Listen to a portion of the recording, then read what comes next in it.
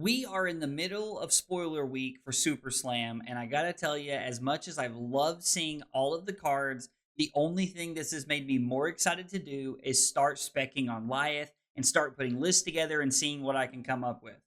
Now, with that in mind, I have started making a list of cards that come from outside of Super Slam that I think fit into Lyath's build.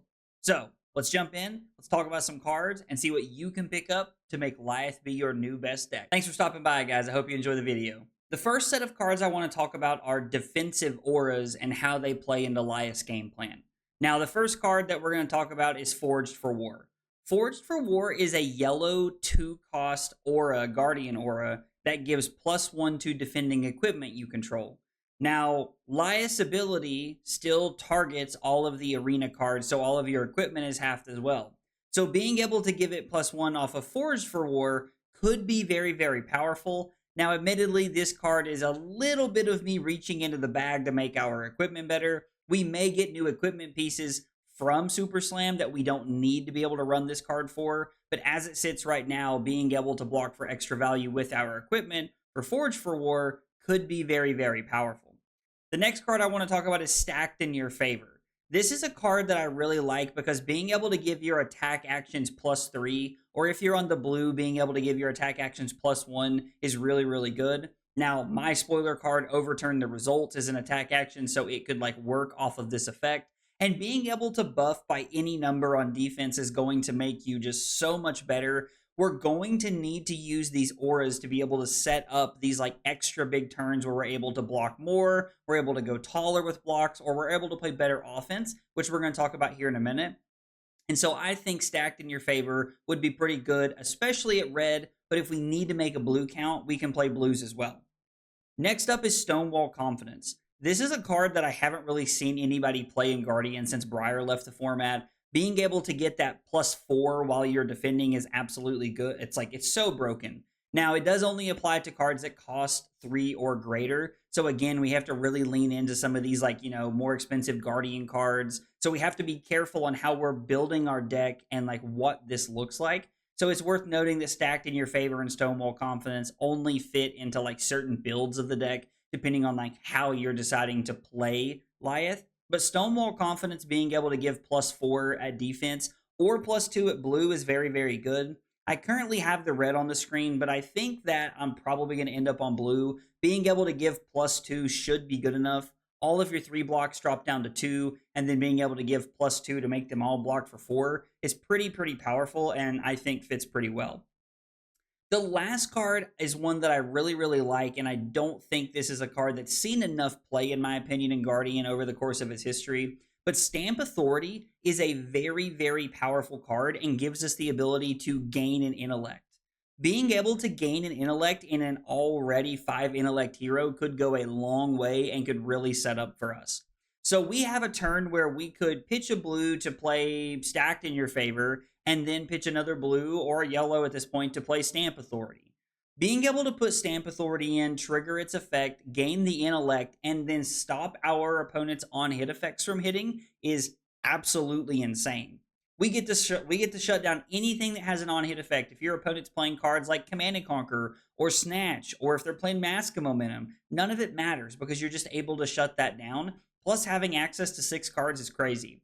The fact that we have a 5 intellect hero and I'm already trying to add intellect to the board is going to say a lot for, I think, how powerful Lyath can truly be. We just talked about defensive auras. Now let's talk about offensive auras. The first one I want to talk about is Emerging Power. I really like Emerging Power because it's a good setup card that allows us to give +3 to the next Guardian attack action. Plus, it has Go Again. Anytime we can set up these auras that have Go Again, we're going to be able to put multiple things in play, or we're going to be able to put something into play and then attack with something because of all of our might tokens from the previous turn, which is really, really solid, and I think lines up for us to do some pretty powerful things in Lyath. The next card I want to talk about is Embolden. Now, Embolden is a card that doesn't see play a lot, but I think could be really good. Being able to give +5 and being able to give, draw an extra card is really good. So drawing a card, Go Again, and +5, all things I'm pretty interested in. If you pitch a blue to play Emerging Power, and then you pitch a blue to play Embolden, you're going to draw a card. You're setting up for a massive turn, and you can just arsenal the card that you draw if you'd like to, if it's a good card. So I think that Embolden might not make the cut when it's all said and done with, because the 4 cost can be a little restrictive here and there. But ultimately, this is a card that could fit into the deck really well, depending on how many Guardian, not just specific reviled attack actions we're playing, looking to buff things with. The next card is another Guardian attack action buff. It's called Earth Lore Empowerment. This card stands out to me because it is a 3 cost, block 3, +5 on the next turn to a Guardian attack action, and it has that reduction cost on it. Being able to play an attack and then use that reduction cost could go a long way, depending what else we've seen or what else we continue to see from Super Slam. As we're filling in cards and we're getting more information, a card like Earthlore Empowerment could fit into the deck very, very well. Only time will tell. Crashdown was a considering card here that I was debating between, but that reduction cost off of Earthlore Empowerment looks to be really, really good. The last card I want to talk about for like offensive auras is not really an aura, it's Imposing Visage. I think it's important to note that we've talked about defensive auras and offensive auras, and if you're going to play an aura-based game plan where you're really looking to like try and balance the value of auras, or maybe you're even playing just 2 or 3 auras to like give you some like extra oomph here and there, I think that Imposing Visage is a great card to have. It's a blue, it's cost 3 or greater, it blocks for 3, which it only blocks for 2 in Lyath, but still, I think it fits well, and allowing us to tutor up things can be very, very powerful. Plus, it has Go Again, so we can do some pretty cool stuff with Imposing Visage in the deck. Now, let's talk about some good defensive cards that are not aura-based that I think are going to stand out in Lyath. First up is Fiddler's Green. Fiddler's Green is really the first card that I'm able to look at and say, hey, this gets 4 value out of the total card and its effect here. We're able to block for 1 and gain 3 life. Now, I think Fiddler's Green is going to do really well against Syndra, anything with daggers, any kind of like low to the ground aggro deck. I think we have a good shot of like getting some real value out of Fiddler's Green with. This card could just slide in easily, because being able to get 4 value is not something you can do out of a card like Sink Below or Shelter from the Storm inside of Lyath naturally. So being able to use Fiddler's Green works out pretty well and should be a good card in this deck. The next card on the list is Standing Order. Standing Order is not a card that naturally jumps out at me when I'm building a lot of decks, probably because I play Guardian and it's just not always the best Guardian card. But Standing Order blocks for 3, which means if we block with this card, we're able to put a card from our arsenal on the bottom. Lyath takes our Standing Order down to 2, and then the buff takes it up for 4.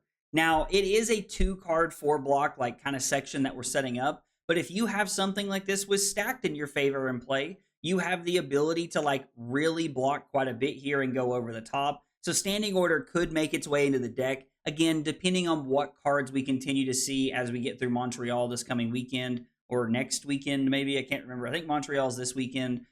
So like whenever, like, you know, however that ends up looking, Standing Order could make the cut. Next up is Oasis Respite. Oasis Respite is just like an easy no-brainer here. If we end up being on Tunic, if we end up like pitching a blue to other things during our turn, which we'll talk about later, Oasis Respite is a good way to block for without worrying about Lyath's effect. And then from there, we're able to gain a life if we're lower life, which could stand out for some of the cards in this set because we need to be higher life than our opponent. So potentially gaining life could be very, very important for what we're looking to do as we go through the stretch of the game. The last card that I want to talk about here, and this one is really, really a stretch, is going to be Potion of Ironhide. Potion of Ironhide gives +1 or +2. Let me pull it up here while we're talking. +1. Attack action cards you own get +1 defense this turn. Now, you have to like end your turn on this or have extra action points somehow, which is not notably easily done in Guardian very often, but that +1 could go a long way. I definitely think I'm reaching into the very bottom of the bag with Potion of Ironhide here, but this could be a pretty cool card that lines up like, you know, is like a 1 or a 2 of, because if you're able to put this into play on turn 0, and then when you need a good defensive turn against a deck that's going like kind of tallish or a deck that's going wide, you're able to really block effectively and use this instant ability. So Potion of Ironhide could make the cut. I've been saying for weeks now that I think Lyath is going to be an aggro deck, which means we're going to need good aggro cards to either buff power or we're going to need to be able to give go again. First up is Captain's Call. The flexibility to be able to give +2 and not be affected by Lyath's hero power or to give go again to something is really, really great. I think this can fit into the deck into a big way and can enable us to go wide, and then end our turn on a bully tactics. Or maybe start with a bully tactics. We could give it go again and lead on a bully tactics to take 3 cards out of hand and then end on like a good on hit effect and try to steal some of our opponent's things, depending on, spoilers and what cards we have in our deck. So I just think that Captain's Call has potential to be really good. Another card that kind of fits into that same category is Flying High. Red Flying High, yellow Flying High, or blue Flying High could honestly all be great in Lyath. Being able to give go again, +1 to that color is honestly really sweet. I love this card. I think it fits very well. I'm a firm believer that LSS does not give promos for like every promo they give out has a reason or will be played in something. We just got Flying Highs from Skirmish Season. I think there's a very good chance we could see Flying High fitting into this deck as a way to enable us to go wide, buffing a little bit here, trying to go over the top. Flying High kind of fits into both categories. Next up is Little Bigfoot. Little Bigfoot is from Mastery Pack Guardian, and I wasn't really sure why we got this card until I saw Lyath, but now it makes a lot more sense to me. Being able to play red, blue, like they probably both fit into the deck well. Yellows if you're, really looking for cards to fit in. But being able to play like blue Little Bigfoot and being able to give like +4, I think the blue one does. So it comes in for 3, which means because of Lyath, it comes in for 2, which means you're coming in for 6.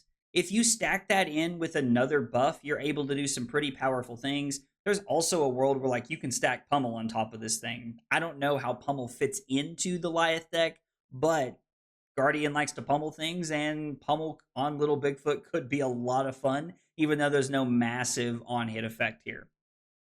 The last card is Lead with Power. This is a draft chaff card from, I think, Heavy Hitters. It is a 1 cost +3 to your next Brooder Guardian attack, and you create a Might token. This was like used for draft very often. I think this card has not seen a ton of play in Classic Constructed, but with Lyath looking to use those buff effects, this could be really good. You could play a Lead with Power, you could play an Emerging Power from hand to set up for next turn, and then you could throw an attack. You have multiple options in how this could work out. Being able to like get that one, like that 2-card 4, which is below rate, but the buff now and the buff for next turn is very good, like collective value, I think. And if you do this enough times over the course of the turn where you're getting value now and you're setting up for value later, I think Lyath has a chance to really go the distance, and Lead with Power might actually be awesome. Let's talk about arena cards and equipment. First up is the most obvious. Rampart of the Ram's Head fits into this deck super well. As long as we have a one-handed weapon that we're okay playing in Lyath, Rampart of the Ram's Head is going to be absolutely great. Being able to not be affected by Lyath's hero text, puff it up, like bump it up over the course of a turn if it gets better, works out really, really well. And I think Rampart of the Ram's Head is just like an easy auto-include. There's already a couple of cards we've talked about that we could be using resources on our opponent's turn to defend with. So this card could fit into the deck really well. And I think Rampart, unless we get a different, offhand, shield, this is looking really good and really helps us play defense over the course of the long game when we don't have something like Liar's Charm to just play better defense with it. Next on the list is Base of the Mountain. Now, Base of the Mountain has a little bit of an asterisk beside it because the star in the bottom right-hand corner of Base of the Mountain leaves me with a question mark. Does Base of the Mountain get halved because it sees the star and whatever Base of the Mountain turns into as its base power, or does it not? I'm honestly not sure how that works. I'm waiting on the release notes to come out. If you do not get hindered by Lyath on Base of the Mountain, I think this fits very well. You're even able to just give up 1 or 2 cards to block on a deck that goes wide like Syndra to be able to get value. You can block something super tall like an arrow or another Guardian attack if you need to. Also, the fact that it plays around Dominate is very, very powerful. So Base of the Mountain could fit into the deck very well. I was going to put Quick Dodge Flexors in this slot, but Quick Dodge Flexors is actually affected by the text on Lyath, so it feels pretty bad. But Base of the Mountain could actually be insane. Next up is Blade Beckoner. I think I have the helm on the screen. I just kind of picked one, to be honest. This could be any piece of Blade Beckoner that fits into the deck pretty well. Being able to block for one and then being able to block for one more is 2 total points on an equipment piece. I know that Blade Beckoner has been draft chaff and it has been like Project Blue as like a good way to play these cards. But in Lyath, the equipment's not just going to be as easy as jam Tectonic Plating into the deck and jam Gauntlets of Iron Will or Crater Fist into the deck. It's not quite that simple in Lyath. So until we see more equipment pieces, right now Blade Beckoner could be a good filler equipment that we could use to try and get value as we go throughout the course of the game, looking to just, block efficiently, cover breakpoints when we need to, both on weapons and not on weapons. So I don't know. We'll see what continues to get spoiled, but Blade Beckoner could be good. And the last equipment piece that I want to talk about is Stonewall Gauntlet. Stonewall Gauntlet is a card that forces your opponent to break the combat chain. And if we're in a meta where people are looking for mask momentum, or people are looking for combo lines, or maybe they have something that they want to use, like maybe you're playing Slippy and they want to use Flick Knives on their Kiss of Death from the previous chain link. If you give Stonewall Gauntlet, it gets -1 on the entire combat chain. So this could fit in as a very, very good defensive arm piece. You're immediately able to get 2 points of value out of this when you block something with greater base than or greater power than its original base. But you could get even more depending on what hero you're playing against. We could also be on Goliath Gauntlet in this spot to be able to get extra aggressive. But Stonewall Gauntlet seems like a great defensive piece and could fit into the arm slot very well. Guys, there's been a lot of amazing spoilers and there's a lot of fantastic cards coming from Super Slam that are going to fit into Lyath. The video today was very focused around talking about cards that are not from Super Slam, what we could look at picking up, and maybe where we can start when we want to look at deck building for Lyath after we see more cards from Super Slam. Be sure to check out all the spoilers as they come out. All of the content creators are working very, very hard on them. It's been a lot of fun spoiling my own card, and I hope that you guys are enjoying Super Slam as much as I am. And as always, if you got any questions or maybe there's cards that you think I skipped over, let me know in the comments down below. I'd love to hear about it. If you enjoyed the video, be sure to like and subscribe for more content. Thanks for watching. I'll see you next time. Take it easy, guys.